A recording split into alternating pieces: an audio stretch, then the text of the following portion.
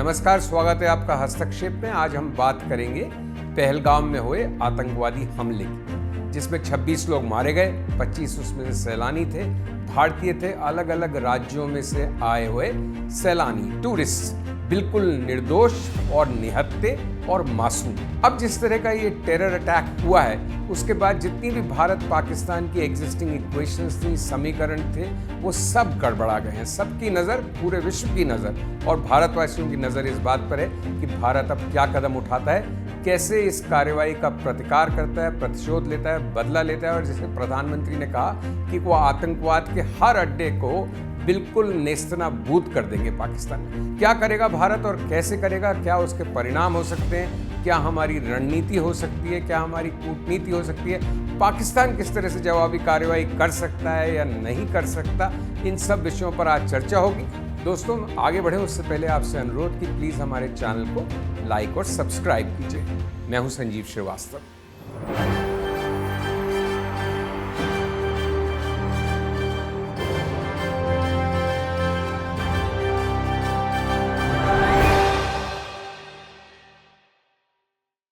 तो अब तक क्या कार्रवाई कर चुका है, कदम उठा चुका है भारत? एक तो डिप्लोमेटिक मिशंस की संख्या को आधा कर दिया गया है, सारे वीज़ा सस्पेंड कर दिए गए हैं, ट्रेड पे रोक लग गई है, बॉर्डर, अटारी वाघा बॉर्डर को भी बंद कर दिया गया है पूरी तरह से। और सबसे बड़ी बात, सबसे बड़ा फैसला जो लिया गया है, वो इंडस वाटर ट्रीटी को फिलहाल सस्पेंड कर दिया गया है, होल्ड पे रख दिया गया है। पाकिस्तान की तरफ से भी जवाब आ गया है, उन्होंने भारतीय विमानों को अपनी टेरिटरी के ऊपर से उड़ने की इजाज़त देनी बंद कर दी है। साथ ही उन्होंने भी डिप्लोमेटिक रिलेशंस को हाफ कर दिया है। साथ ही उन्होंने डिनाई भी किया है कि उनका कोई हाथ नहीं है इस पूरे इंसिडेंट में।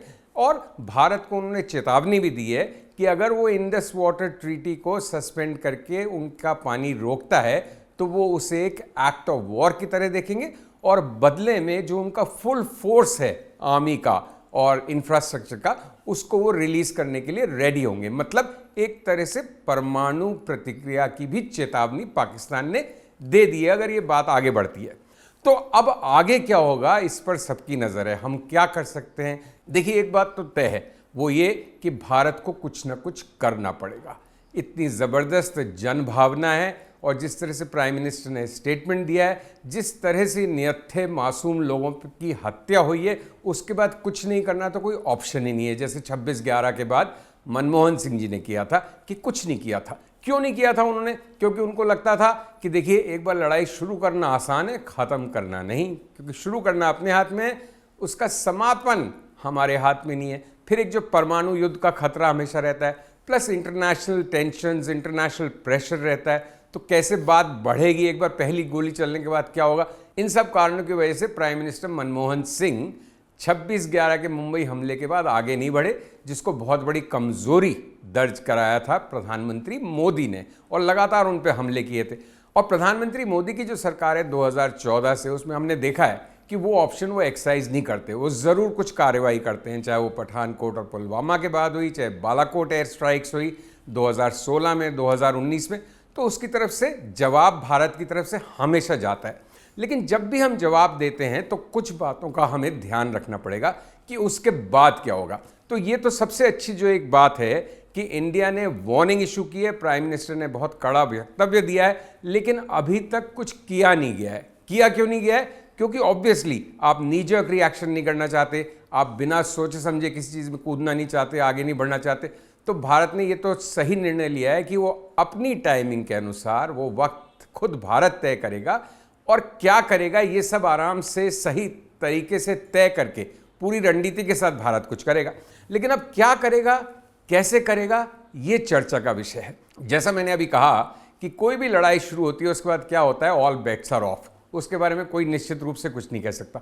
हमने 2019 में भी देखा कि जब बालाकोट एयर स्ट्राइक्स हुई और हमला किया भारतीय एयरफोर्स ने, तो पाकिस्तानियों ने भी हमारे एक मिग जेट को गिरा दिया, कमांडर अभिनंदन को गिरफ्तार कर लिया। उस समय भारत ने चेतावनी दी कि वो पूरे मिसाइल्स बरसा देंगे पाकिस्तान पे। प्रेसिडेंट ट्रंप को इंटरवीन करना पड़ा, अंतर्राष्ट्रीय कम्युनिटी को इंटरवीन करना पड़ा, तब जाके कहीं मामला सुलझा। नहीं तो मामला शायद बहुत और उलझ सकता था, बिगड़ सकता था, फुल स्केल वॉर हो सकती थी।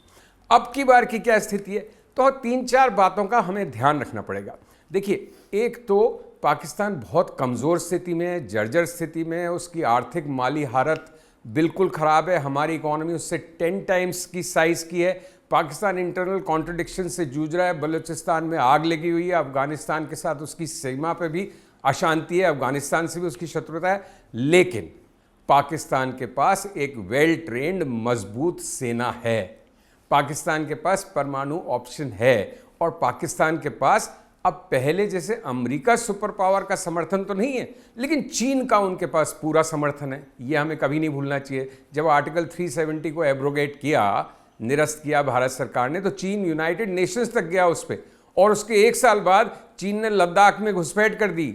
आपको ध्यान होगा डोकलाम का, और किस तरह से 3-4 साल एक कटुता रही। तो चीन एक सुपर पावर ऐसा है और महाशक्ति है, और अमेरिका के मुकाबले की महाशक्ति है, और हमारी सीमा पर बैठा है कि हम कोई भी इक्वेशन, कोई भी कैलकुलेशन, कोई भी स्ट्रैटेजी वीसा भी पाकिस्तान बनाएंगे तो हमें चीनी इक्वेशन को ध्यान रखना पड़ेगा कि चाइना का क्या रिएक्शन होगा। तो ये भी इंडिया के लिए गौर करने का विषय है। दूसरी बात है कि पाकिस्तान की जो एक अजीबोगरीब स्थिति है, बहुत ही पिक्यूलियर केस है। किसी बहुत बड़े राइटर को उद्धृत करते हुए आज इंडियन एक्सप्रेस में प्रताप भानु मेहता ने लिखा है कि पार्टीशन एक नॉन सॉल्यूशन था एक इनसॉल्युबल प्रॉब्लम का, मतलब जो प्रॉब्लम का कोई समाधान नहीं था उसका एक नॉन समाधान कर दिया गया पार्टीशन करके। उसी तरह से पाकिस्तान की स्थिति है। पाकिस्तान एक बिल्कुल ऐसी समस्या है जिसका कोई समाधान ही नहीं है। हम पाकिस्तान को विष अवय नहीं कर सकते, वो हमारा पड़ोसी है, हम उसको नेस्तनाबूद नहीं कर सकते। किसी भी देश को आप पूरी तरह से ज़मीन में तो नहीं गर्द कर देंगे, पूरी तरह से नहीं उसको बर्बाद कर सकते। तो पाकिस्तान एक ऐसी अजीबोगरीब देश है, एक अजीबोगरीब समाज है, व्यवस्था है, जहाँ पे वहाँ की सेना सब कुछ डिसाइड करती है। और सेना ने 1947 के बाद से आज तक एक भी युद्ध नहीं जीता है। सारे युद्ध वो हारते हैं, लेकिन वो और मजबूत होते रहते हैं। कैसी देखिए अजीब विडंबना है। मतलब जो ऑर्गेनाइजेशन और संस्था लगातार अंतर्राष्ट्रीय स्तर पे जो बेइज्जत होती है, ह्यूमिलिएट होती है, हार का सामना करती है, वो अपने राष्ट्र में उतनी मजबूती के साथ लगातार काबिज रहती है, राष्ट्र उसका समर्थन करता है। तो पाकिस्तान तो एक अजीब किस्म के केओस में थ्राइव करता है, उसको उसमें जान आती है। मतलब वो एक ऐसा कैंसर सा बन गया है कि उसमें जितनी गड़बड़ी होती है, जितनी अशांति होती है, जितनी बर्बादी होती है वहाँ के आम आवाम की, वो आर्मी और थ्राइव करने लगती है और मजबूत होने लगती है। तो अगर हम कुछ करते भी हैं तो हमें ये ध्यान रखना पड़ेगा कि पाकिस्तानी सेना ख़त्म नहीं होने वाली। उनका जवाब क्या होगा ये हमें ध्यान रखना पड़ेगा। वो कहाँ तक बात बढ़ सकती है ये हमें ध्यान रखना पड़ेगा। चीन क्या करेगा ये हमें ध्यान रखना पड़ेगा। कश्मीर समस्या पर क्या असर पड़ेगा ये हमें सोचना पड़ेगा, क्योंकि इस पूरी स्थिति से कश्मीर में भी एक खास किस्म की, जो पिछले 3-4 साल से लग रहा था कि शांति बहाल हो रही है, वहाँ का टूरिज्म रिस्टोर हो रहा है, एक नॉर्मलाइजेशन हो रहा है, मेन स्ट्रीमिंग हो रही है कश्मीर वैली की, वो एकदम से सब पे प्रश्न चिन्ह लग गया। पूरे देश में एक बार फिर, हालांकि आतंकवाद के जो हमला हुआ है उसका एक बड़ा शायद पहलू ये भी था, कई पहलू हो सकते हैं, उस पर चर्चा करना वैसे कोई बहुत आवश्यक भी नहीं है, लेकिन फिर भी अमरीकी उपराष्ट्रपति आए हुए थे, वो विजिट को डिस्टर्ब करना, भारत में हिंदू मुसलमान तनाव पैदा करना और उनके बीच में खाई बढ़ाना, ये भी एक कारण था। कश्मीर को वापस इंटरनेशनल मीडिया की सेंटर स्टेज पे लाना, तो कश्मीर भी वापस से बॉयल पे आ गया है। वहाँ का टूरिज्म तो गया बिल्कुल, अब बंद सा हो रहा है। ये इंसिडेंट के बाद बड़ा मुश्किल है उसका जल्दी से रिवाइव होना। वहाँ की इकोनॉमी भी बदहाल होगी, वहाँ की लोकल लीडरशिप भी डिस्क्रेडिट होगी, सिक्योरिटी फोर्सेस पे भी प्रश्न चिन्ह लगा है। एक अच्छी बात कुल मिला के जो भारतीय इस समय इतनी पोलराइज्ड पॉलिटी है, ये ज़रूर निकल के आई है कि सभी राजनीतिक दल क्षेत्रीय से लेकर राष्ट्रीय तक पूरी तरह सरकार के समर्थन में खड़े हैं, और उन्होंने कहा है कि जो भी सरकार फैसला लेगी हम उसके साथ होंगे। लेकिन सरकार क्या फैसला लेगी इसी पे हम चर्चा कर रहे हैं कि उनके सामने भी बड़ी चुनौतियां हैं। बिल्कुल सही है, हमें कुछ करना ही पड़ेगा, मैसेज देना ही पड़ेगा, संदेश देना ही पड़ेगा, लेकिन वो किस दायरे में होगा, किन समीकरणों को ध्यान में रखते हुए होगा। जैसे मैंने अभी कहा, आपको चीन का ध्यान रखना पड़ेगा, आपको ये ध्यान रखना पड़ेगा कि पाकिस्तानी सेना एक बार और हारने के बाद, बेइज्जत होने के बाद, ह्यूमिलिएट होने के बाद भी ख़त्म नहीं होने वाली है। आपको पाकिस्तानी सेना के रिस्पांस का ध्यान रखना पड़ेगा। आपको ये ध्यान रखना पड़ेगा कि लड़ाई शुरू करना हमारे हाथ में है, बंद करना नहीं। वो फिर बात कहाँ तक जाएगी हमें नहीं मालूम। जोग्राफिकल बाउंड्रीज अब सैंक्रोसैंक्ट नहीं है। यूक्रेन में हम देख रहे हैं, गजा में जिस तरह से इजराइल करता है हम देख रहे हैं। एक तरह से हम बिल्कुल इजराइल वाली स्थिति में फंस गए हैं, और इजराइल के सामने गजा है, लेकिन हमारे सामने न्यूक्लियर पाकिस्तान है जिसको चीन का सपोर्ट है, गजा के पास कोई ऐसी सुपर पावर का सपोर्ट नहीं है।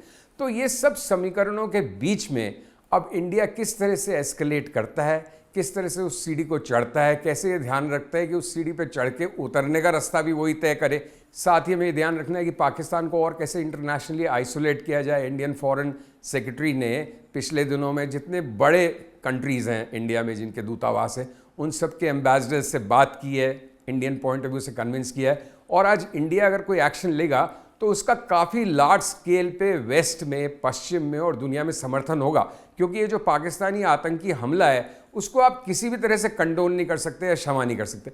लेकिन हमारी अगली नीति रणनीति क्या होगी वो बहुत सोच समझ के बनाई जाएगी, बनाई जानी चाहिए, और उस सब पे हमारी नज़र रहेगी।